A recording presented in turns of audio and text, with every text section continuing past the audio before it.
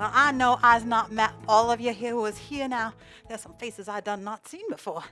And I got, well, a terrible memory. So I could have met you all before and not known it. That's why I got to write stuff down on a piece of paper, because I got a real great story to tell you. But if I had to remember it, it would come out like oatmeal with corn porridge on top of it. But first, I thought that there would be a couple of things that you would really be interested in knowing. And the very, very first of those, young lady back there, I think there's a slide with a map on it coming up. See, I never did tell you too much about who I am and where I come from, and I thought maybe it's time that I shared just a little bit of that with you. So I live in a place called Tuxuwaca, Mississippi. Now, Tuxuwaca never on any map because we're not very big, but if you can see, here is Chunky, Mississippi, and here is Shibuya, Mississippi, and we's kind of right in the middle. If you draw a straight line, we's kind of right in the middle right there, kind of south and kind of east. And, well, so you come on down there, Highway 11, and you can get off and find your way to Tuxuwaca. Now, you come to Tuxuwaca, and you be careful that you don't call it Tuxuwaca, because they don't take kindly to that. And then they know you's a stranger and you don't belong, and they just run you right out of town. Tuxuwaca, Tuxuwaca. So you remember that, because some of you might be traveling down to Mississippi for Thanksgiving, and I love you to come by and look me up and come to church at the Church of the Holy Redeemed. We have 5 services on Thanksgiving Day, so you will have your opportunity to be in church. Now, I grew up in Tuxuwaca. That's why I know how to say it. Tuxuwaca, a Choctaw word, and I think it means something like took a walk, but I'm no expert on the Choctaw language, but that's what I think. Now, I grew up there, and my Harold, he grew up there too, so we've known each other a long, long, long time. And Tuxuwaca, well, it's a right friendly and beautiful little town. Now, my name, you all know me as Church Mama, and everyone knows me as Church Mama because, well, I am Church Mama. But I was not born with the name Church Mama. This may surprise you. But I was born with a very beautiful name, which tells you everything you might want to know about me. My name when I was born was Letitia Grace Sweetwater. Now, is that not a beautiful name? Now, y'all may not know much about the name Letitia, but it means joy, gladness, and delight. And nothing could describe your church mama more than those 3 words.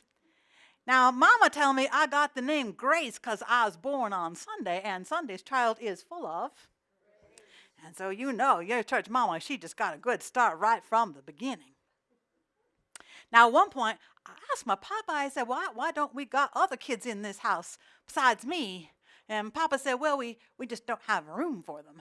And I said, Papa, that makes no sense. We got more rooms than a barn cat's got kittens. There's plenty of room for kids. And Daddy says, well, the thing is that you take up most of the air in the house, and I don't think there's any left for anybody else. I don't quite know what that means. But I went to Mama, and I said, Mama, why ain't I got brothers and sisters like all the other kids in my school? And my mother, she's a Yankee. My mother, she say, Letitia, if you're going to ask me a question, you must use proper grammar. Ain't is not in the proper dictionary. So you come back when you're ready to ask a proper question. And I say to her, well, ain't that not a nice head of rollers for a woman who can't tell a cow from a cow pie when she's been saucing up her tea? And then I say to her, you know, maybe if you and Daddy slept in the same room, that would help things somehow. And then my mama went off to make tea, and that was the end of that. But as I said, me and Harold, we grew up together, and we've been married a long time now. I'm not going to say how long, because you might think your church mama is old. And by the way, you notice that I got some more gumption in my giddy-up?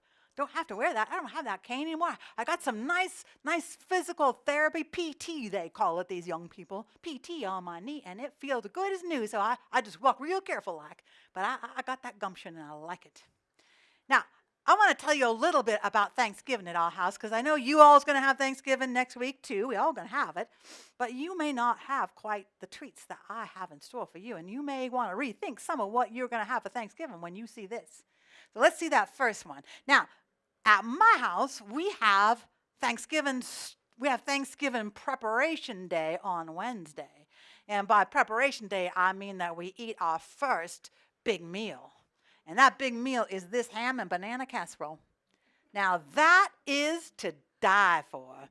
Because let me tell you, not only has it got ham and banana in it, and who doesn't like that combination, but it got some nice buttered bread, and it got bacon, and it got loads of cheese, and it got cream, and it got milk. But here's the secret. Low calorie, well, of course. Here's the secret. It got 2 cups of crushed potato chips in it. Now, don't that just make your tummy want to get up and run home? So that's Wednesday. We just feast, my Harold and me, we just feast on that. But of course, the big day comes and you got to do something a little more traditional. So let me just tell you about this. Now, I know that picture is a little dark. My Harold, not the best photographer in the world, but that is my roast turkey with anchovies. Now that is the South in your mouth. Don't laugh. You should try it. It is something that you will run home and tell everyone about. All right, so we got the roast turkey with the anchovies, of course, and then next, now this is slider dressing.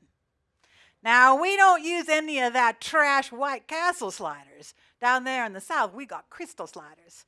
And there ain't anything like crystal sliders. And if you're going to use sliders, you might as well use crystal or just go buy yourself some dry breadcrumbs, because that's about what the White Castle's good for. So my Harold and I, we got to go all the way down to Hattiesburg in order to get them. That's where our closest crystals is. But we go down and we get the sliders. Now, you get the ones with no pickles in it. You don't put any pickles in this dressing. And then we get to eat a couple while we're down there too, so it's not all that bad. So we make slider dressing, and that is delicious. I don't know what you all make your dressing out of, you Northerners here, probably something sterile and bland. But you try this slider stuff, and you'll be singing a new tune, and it will be Dixie. All right, let's see the next slide, if you wouldn't mind, young lady. Now this is the orange mallow yam-yams. Can you say yam-yams? Everybody loves them orange mallow yam-yams. Now, actually, I don't, but Harold does. My Harold does, and I always make them for him. I eat a little bit, but Harold pretty much eat up that whole dish. But the next slide is the one I'm pretty excited to show you about, because not many people have this. That is my vegetable loaf right there in the middle of that plate. And who doesn't love vegetable loaf? And then it's surrounded by a nice... Y'all got a problem here? You're laughing at my vegetable loaf? I need the recipe. Is there something about vegetable loaf that you're finding funny? Because vegetables is very good for you. And I got that vegetable loaf surrounded by a nice sea of mashed potatoes. And then I got some shores of broccoli on either side with little radishes, so little decorative radishes. But here's the thing that you might never have thought of.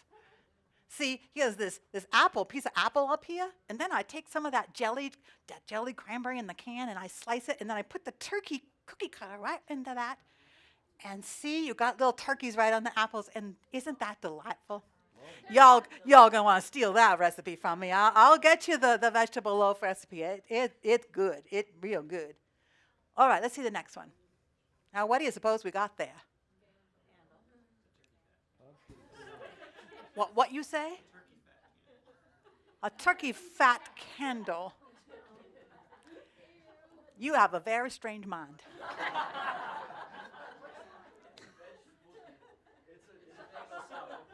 Who said vegetable candle? Okay, you're getting really close, young man. But what that really is it is a cranberry salad candle. Now, you think, oh, it's just a pretty candle, and indeed it is, but then you can blow it out, tip the thing on its side, and gobble it right up, because it is the best turkey salad that it is the best cranberry salad you could possibly imagine. And look how beautiful it is, too. Get a little twofer there. I send you the recipe on that, too, if you like. All right, let's see the next slide, because the next slide's real important. You laughing? Are you laughing at this? You know, last time I had a stomach bug, that's what it looked like. Well, I do declare. Wait till you hear what this really is. You're going to change your mind.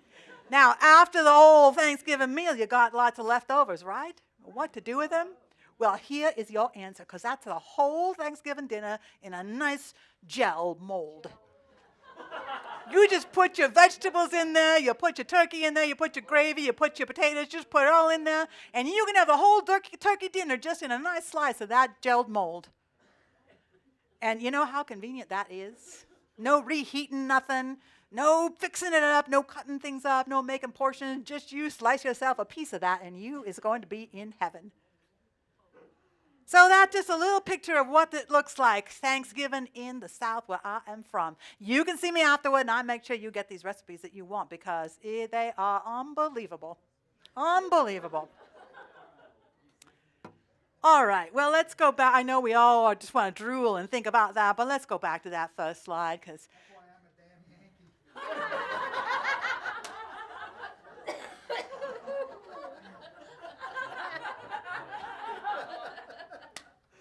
I get the feeling you crossed some sort of line. Front line.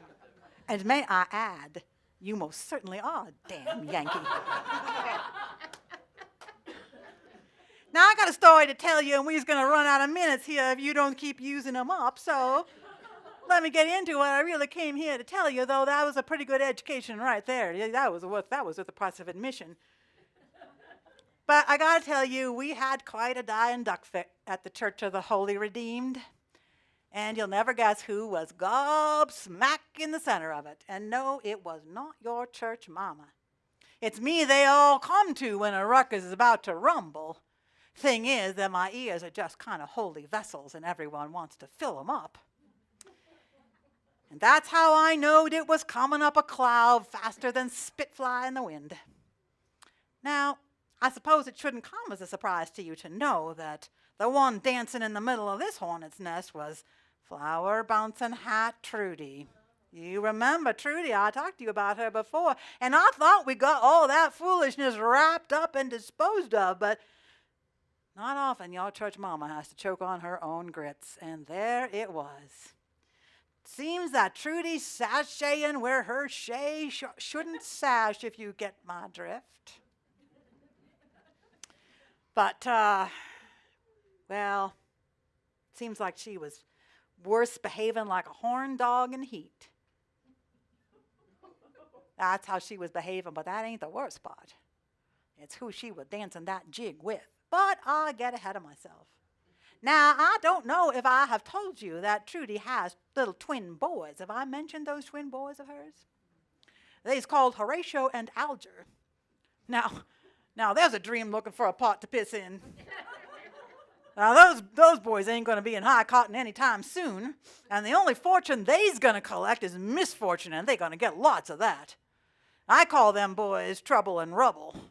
Now, Rubble, they're going to name a hurricane after him one of these days real soon.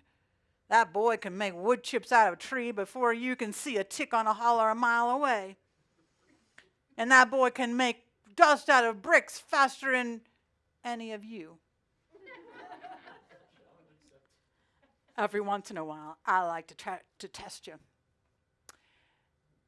Well, there are those who say that a child in a hand is worth two tearing down the bush. And I think maybe they're right, but the problem is nobody seemed to want to get those two boys in hand. They say, oh, we got to take it easy on Trudy. She got it hard.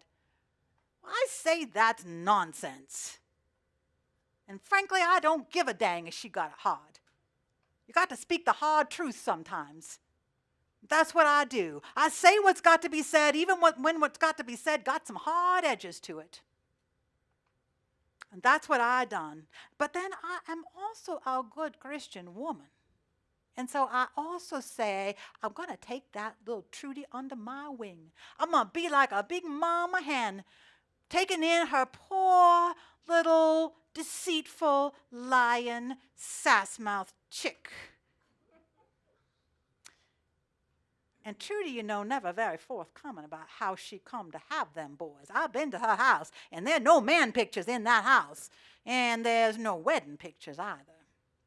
And tell the truth, them boys look like Trudy the way a goat looks like a pine tree. They's all big brown eyes and blonde hair and big stocky things. And Trudy, well, she's green eyes and a cascade of red hair. And she's so skinny if she turned sideways and stick her tongue out, she looked like a zipper.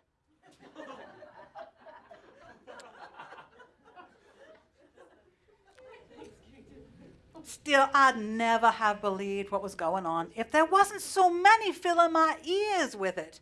Clearly trouble was brewing a pot of bitter tea and the devil was passing it off as fruit punch. So I did what any holy and redeemed Christian would do in this circumstance. I planted myself in Reverend Grace Bucket's office one afternoon, late one afternoon, I might add. Yes, I know you're shocked. But it was him got caught up in her web of lies and deceit. So I sat out in that waiting room because I was going to rip the scales from that man's eyes before he found himself in some very hot places. And I waited and I waited and I hear them laughing in there and I hear the little whispering in there. It's not that I was listening in, by the way. It was just that, as it so happened, one of the chairs in the waiting room was kind of right next to the door, and I kind of moved it to make myself a little more comfortable. It might have put me more close to the door, and I might have heard a few more things than I would have had I not moved the chair. But that's beside the point. They come out of that room, and Trudy glowing like a nuclear explosion. And them two, they just sashay right past me, didn't even notice I was there. Now, ain't that a fine slice of pie? And he wave her off just nice as you please, and then he turn around and he see me and all the jolly drain right out of his face into the bowels of perdition. And I say to him, Reverend Grace Bucket, we need to talk. And I go into his office. And I let him have it. I tell him that everyone talking about them too, and how it is a disgrace.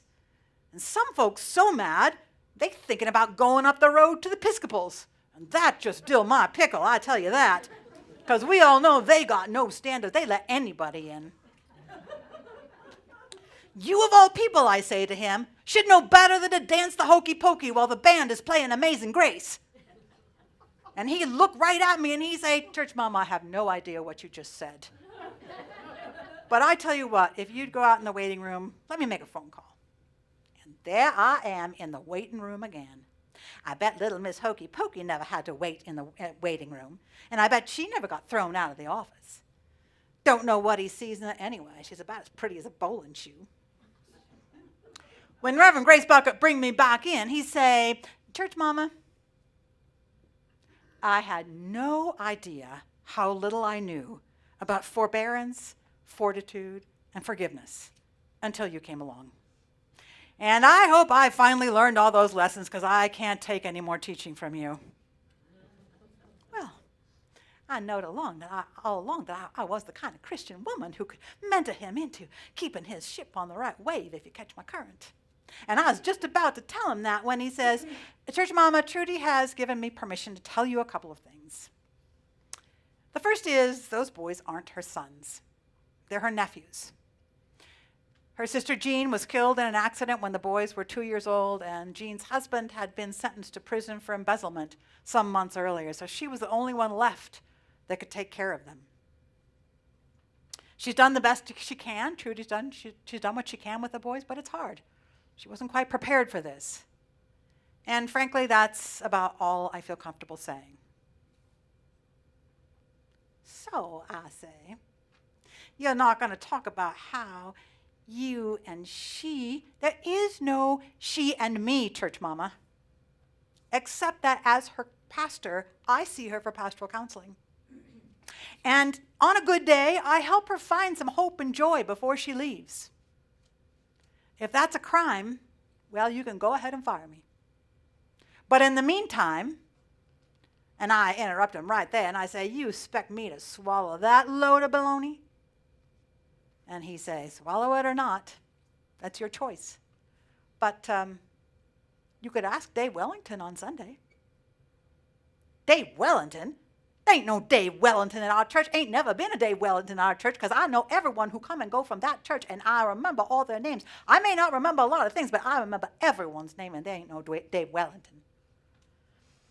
And Pastor Grace Bucket say, well, yeah, I should have Trudy introduce you to her fiance. Why, you could have knocked me over with a shoe fly.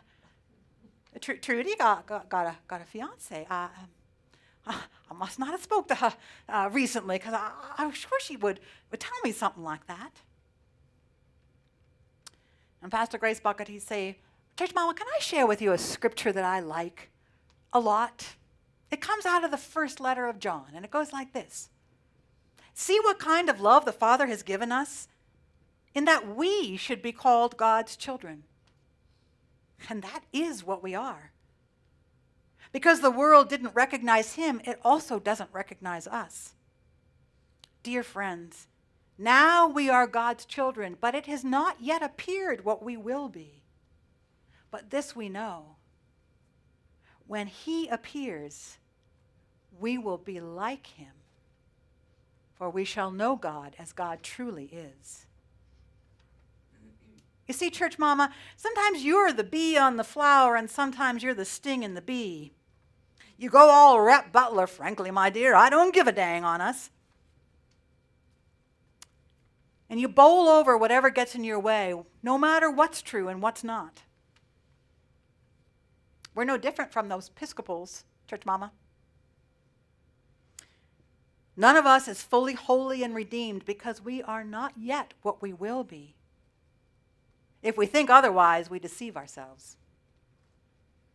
Yet, we're all God's children. Think about that, Church Mama. We are God's children. You are God's beloved daughter. I am God's beloved son. Trudy is God's beloved daughter. Horatio and Alger are God's beloved sons. What could be better than that? Even all those Episcopalians are God's beloved children. He knows us and he calls us by name. That's pretty amazing, but it gets even better than that. We're told that when God appears, we'll be like God, because we'll finally know God as God truly is. Now, you stopped talking to Trudy, Church Mama, because you thought she was going off in some wrong directions. And maybe she was. But she stopped talking to you because she thought you weren't listening. And maybe you weren't. But take another look. When you see Trudy, you are looking at someone who will be like God. When you look at those boys, you are looking at children who will one day be like God. Better yet, Church Mama, look in the mirror. You are looking at a woman who will one day be like God. It's not a Rep Butler world, Church Mama. It's God's world, and you have to give a dang. You're already a child of God, and one day you will be like God. Isn't that worth a bit of fortitude, forbearance, and forgiveness? So I've been thinking in my thinker about what Reverend Grace Bucket had to say. I will one day be like God. Now, ain't that a fine slice of pie? Y'all say amen here?